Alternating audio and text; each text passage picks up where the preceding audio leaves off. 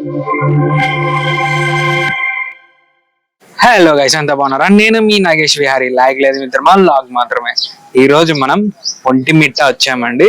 ఒంటిమిట్టకు ఏకశిలా నగరం అనే ఇంకొక పేరు కూడా ఉంది. ప్రస్తుతం ఆ ఒంటిమిట్ట బోర్డు దగ్గర ఉన్నాను. బోర్డుని ఫ్రంట్ కెమెరాల నుంచి చూపిస్తాను, చూడండి. మొత్తం మన రాష్ట్రంలో ఉన్న దేవాలయాలన్నింటినీ ఒకదానికొకటి మెల్లిమెల్లిగా టీటీడీ వాళ్ళు స్వాధీనం చేసుకుంటున్నారండి. బాగా డెవలప్ చేస్తున్నారు. ఇలాంటి సంస్థ మన ఆంధ్రప్రదేశ్ లో ఉన్నందుకు చాలా గర్వంగా ఉంది నాకు. ఇదండి ఒంటిమిట్ట ఏకశిలా నగరం. ఇది చాలా పురాతనమైన గుడి. ఎంత పురాతనమైందంటే 5వ శతాబ్దంలో కట్టినారు అని అంటున్నారు. మరి ఎప్పుడు కట్టినారు ఏమి అనేది చరిత్రకారులకు కూడా తెలియని సంగతి అన్నమాట. ఒంటిమిట్ట టెంపుల్ ఎగ్జాక్ట్ గా ఆపోజిట్ లో ఇలా ఉద్యానవనం ఏర్పాటు చేసినారండి. టిటిడి వాళ్ళు చాలా బాగా డెవలప్ చేస్తున్నారు గుళ్ళన్నిట్లని. టిటిడి వాళ్ళకు జోహార్లు అండి. నేనైతే అనుకునేటోన్ని, అరే దేవునికి కోట్లు డైలీ 70 లక్షలు 80 లక్షల దగ్గర ₹1 డైలీ వస్తున్నాయి కదా, ఆ డబ్బులన్నీ ఏం చేస్తున్నారు రా బాబు అని అనుకునేటోన్ని. కానీ ఇంత బాగా డెవలప్ చేస్తున్నారండి, ఎవరికి తెలియదు. ఇక్కడికి వచ్చి చూసి తెలుసుకుంటే గానీ ఎవ్వరికి తెలియదు అన్నమాట. అన్ని టెంపుల్స్ లో లాగా ఇక్కడ కూడా తూర్పు, పడమర, దక్షిణ గోపురాలు ఉన్నాయండి. మనం ప్రస్తుతం అయితే దక్షిణ గోపురంలో నుంచి లోపలికి ఎంటర్ అవుతున్నాము.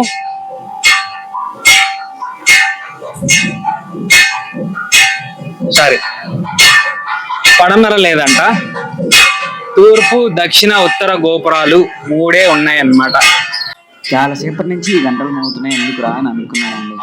టైం చూస్తే 12:30, దగ్గర 1 గంట కావస్తుంది. అంటే స్వామి వారికి నైవేద్యం పెట్టే టైం అన్నమాట. అందుకే గుళ్ళో గంటలు మోగుతున్నాయి. గర్భగుడి,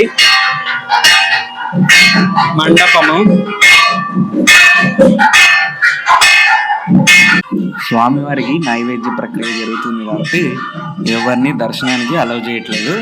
అయితే అంతవరకు మనము ఈ గుడి గోపురానికి చుట్టూ ఉన్న ఈ శిల్ప సంపదను అయితే చూసేద్దాం పదండి. ఎంత శిల్ప సంపద ఉందంటే అంత శిల్ప సంపద ఉందండి.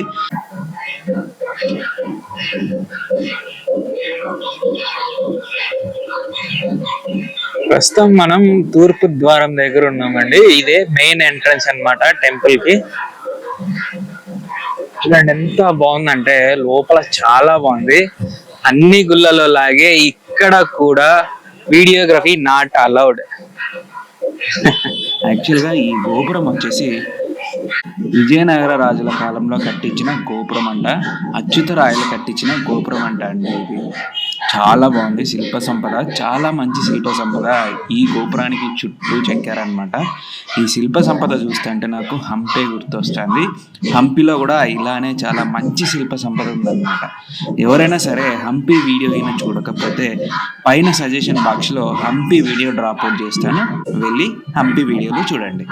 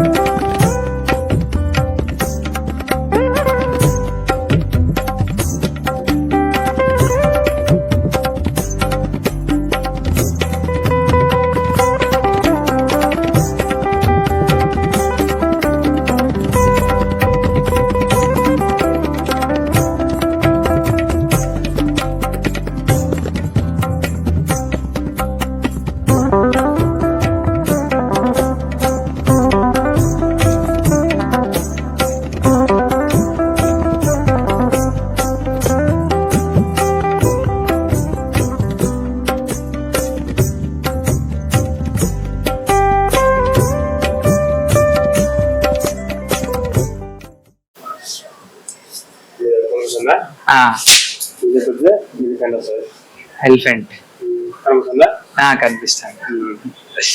చాలా బాగుంది. ఇక్కడ వీడియో తీయడం నిషిద్ధం, కానీ అలాగే తీస్తున్నానండి. ఎందుకంటే కొద్ది వరకైనా మీకు చూపించాలా అనే ఆలోచనతో వీడియో తీస్తున్నాను అనమాట. ఇది వచ్చేసి మండపం అండి, ప్రధాన గోపురానికి వెలుపల ఉన్న మండపం. ఈ మండపంలో దాటుకొని మనము ప్రధాన గర్భాలయానికి వెళ్తామండి. చూస్తున్నారా ఈ మండపం ఎంత బాగుందో, మొత్తం ఆ రాజరికం అనేది నీట్గా కొట్టొచ్చినట్టు కనిపిస్తుంది మండపంలో. స్వామివారికి నైవేద్యం అయిపోయింది, మమ్మల్ని దర్శనానికి పంపించినారు. దర్శనం చేసుకొని వచ్చి బయటకు వచ్చి ఆ ప్రసాదాన్ని బాగా ఆరగించి వీడియో తీస్తున్నా. చూడండి ఎంతమంది ప్రసాదాలు తింటున్నారో. ప్రతి గుళ్ళో లాగే ఈ గుళ్ళో కూడా శిలాశాసనాలు పెట్టినారు. అసలు ఏముంది ఇంత స్పెషాలిటీ శిలాశాసనాలు అని అంటున్నారు అని ప్రతి ఒక్కరికి డౌట్ వస్తుందండి. ఏంటి శిలాశాసనాలు, ఏంటి స్పెషల్, ఎందుకు వాటిని అంత ప్రత్యేకంగా పెట్టినారు అంటే, ఈ గుడి యొక్క ప్రాముఖ్యత, ఈ గుడి యొక్క చరిత్ర, ఎవరు కట్టినారు, ఎవరు కట్టించినారు, ఎందుకు కట్టించినారు అన్న డీటెయిల్స్ మొత్తం ఈ శిలాశాసనాల్లోనే ఉంటాయండి. అది శిలాశాసనాల యొక్క ప్రాముఖ్యత. సో ఇప్పుడే కోదండరామస్వామి దర్శనం అయితే చేసుకొని నేను బయటకు వచ్చాను. ఈ గుడి చరిత్ర చూసుకుంటే శాలివాహన శకంలో ఈ గుడిని కట్టారనమాట. ఇప్పుడు ఫస్ట్ సెంచరీలోనో ఎప్పుడో కట్టారో అది క్లియర్ గా లేదు. అయితే ఈ టెంపుల్లో లోపల కోదండరామస్వామి సీతా లక్ష్మణ సమేత కోదండరామస్వామి ఉంటారు, కానీ ఆంజనేయ స్వామి ఉండరండి. అంటే సీతా లక్ష్మణ సమేత కోదండరామస్వామి వాళ్ళు ఆ అరణ్యవాసానికి వచ్చినప్పుడు ఈ ప్రదేశంలోకి వచ్చి ఇక్కడ పక్కనే ఒక చెరువు ఉంటుంది, ఆ చెరువులో స్నానం చేసి సంధ్యావందనం చేసుకొని ఇక్కడ భక్తులకు దర్శనం ఇచ్చినారు అని ఈ గుడి యొక్క స్థల పురాణం చెప్తుందండి. అందుకే ఇక్కడ కేవలం వాళ్ళు మాత్రమే ఉంటారనమాట. వాళ్ళు ఇంకా హనుమంతుని ఈ సమయంలో అంటే ఇక్కడ భక్తులకు దర్శనం ఇచ్చిన సమయంలో వాళ్ళు హనుమంతుని కలవలేదు కాబట్టి ఇక్కడ హనుమంతుడు ఉండడు అనమాట. లోపల కేవలం శ్రీరామచంద్రుడు, లక్ష్మణుడు, సీతమ్మ వారు మాత్రమే ఉంటారనమాట. అదే అండి గుడి చరిత్ర. ఆ తర్వాత ఇంతకు ముందు మనము లోపల శాసనాలు చూసాం కదా. ఈ గుడిని చాలా మంది చోళరాజులు వీళ్ళు చాలా మంది కట్టుకుంటా వచ్చారు ఏకశిలతో. ఇక్కడ చుట్టుపక్కల దొరికే ఒకే ఒక్క రెడ్ గ్రానైట్ ఉంది కదా, ఆ గ్రానైట్ స్టోన్ తో కట్టుకుంటూ వచ్చారు. తర్వాత శ్రీకృష్ణదేవరాయల హయాంలో ఈ గుడిని చాలా బాగా డెవలప్ చేసి చుట్టూ మండపాలు అవి ఇవి చాలా కట్టారు అని కూడా ఇక్కడ చరిత్ర చెప్తోందండి మనకు. నేను 2008, 2009, 2010 ఆ టైం పీరియడ్ లో వచ్చినప్పుడు ఈ గుడి ఇలా ఉండేది కాదు. చుట్టూ అంతా ఇది మట్టి మశానము అన్ని ఉండేవి. ఈ గుడి ఇప్పుడు 2023లో ఇంత డెవలప్ అయింది. ఆ డెవలప్మెంట్ కి కారణం ఎవరో ఆల్రెడీ చెప్పానండి. సో ఇందాక ఇంకో విషయం చెప్పడం మర్చిపోయాను. ఇంతకు ముందు మన ఉమ్మడి ఆంధ్రప్రదేశ్ ఉన్నప్పుడు భద్రాచలంలో శ్రీరాముల వారికి సీతారాముల కళ్యాణం చేసేవాళ్ళు. తర్వాత ఆంధ్రప్రదేశ్ డివైడ్ అయి నవ్యాంధ్ర అయిన తర్వాత ఏం చేస్తున్నారంటే ఈ ఒంటిమిట్టలోనే సీతారాముల కళ్యాణాన్ని మన రాజులు అంటే మన గవర్నమెంట్ వాళ్ళు జరిపించడం మొదలు పెట్టారనమాట. ఇంతకు ముందు అక్కడ చేసేవాళ్ళు అది ఆనవాయితీగా. ఆ తర్వాత మన స్టేట్ కి ఈ ఒంటిమిట్ట ఆ భద్రాచలంతో సమానం, అంతకంటే గొప్పది కాబట్టి ఇక్కడ మొదలు పెట్టారనమాట. బహిరంగంగా చేస్తారు. అది ఇటు పక్కనే ఉందన్నమాట. అది అంటే కళ్యాణోత్సవం చేసే ప్లేస్ అటు పక్కన ఉంది. లాస్ట్ బట్ నాట్ లీస్ట్ అండి, ఈ గుడికి చుట్టూ మనకు ఈ స్తంభాల్లో కొన్ని రూముల్లాగా కనిపిస్తున్నాయి. అవేంటి? నాకైతే ఇవి హంపీలో చూసిన లాగానే బజార్లు అని అనిపిస్తున్నాయండి. సేమ్ యాస్టీస్ అలాగే ఉన్నాయి. సరే బజార్లా కాదా అని నేను కొంచెం కనుక్కుంటే బజార్లోనే అంటున్నారు. అప్పట్లో ఈ గుడికి చుట్టూరా బజార్లు ఉండేవంటాయండి. చీరలు, చీనాంబ్రాలు, అవి పాడు పరదేశి అన్నీ దొరికేవంట ఈ ఏరియాలో.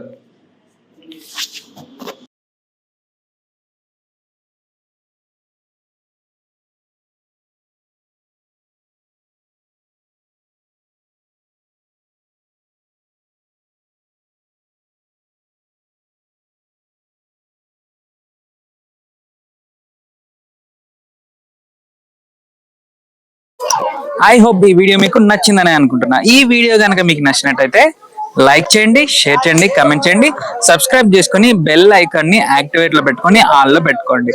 అప్పుడే నేను పెట్టే ప్రతి వీడియో నోటిఫికేషన్ మీకు వస్తుందండి. Thank you.